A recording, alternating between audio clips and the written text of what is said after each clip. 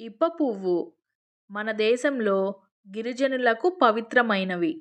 వారి పండుగలు, వేడుకల్లో ఇప్ప పూలతో తయారు చేసిన సారా తాగుతారు. అడవుల్లో ఈ పూలు లభిస్తాయి.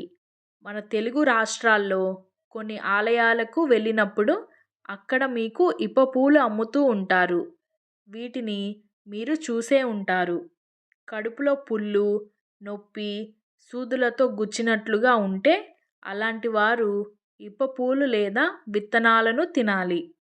ఇవి పేగులకు సన్నటి రక్షణ పొరను ఏర్పరిచి అల్సర్ల నుంచి కాపాడతాయి.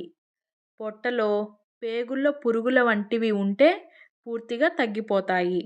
ఊపిరితిత్తుల్లో మంటగా ఉండేవారు, బ్రాంకైటిస్ సమస్య ఉండేవారు పాలల్లో కొన్ని ఇప్ప పూలను వేసుకొని తాగితే మంచి ఫలితం ఉంటుంది.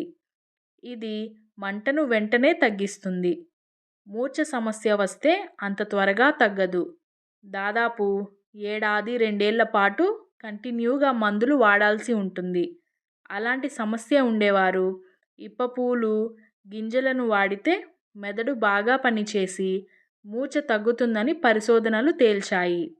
జ్వరం ఉన్నవారు ఇప్ప పూలు, కాయలను తినవచ్చు. త్వరగా అలసట, నీరసం తగ్గుతాయి. శరీరంలో వేడిని తగ్గించే గుణం ఈ గింజలకు ఉంది. జ్వరం త్వరగా తగ్గిపోతుంది.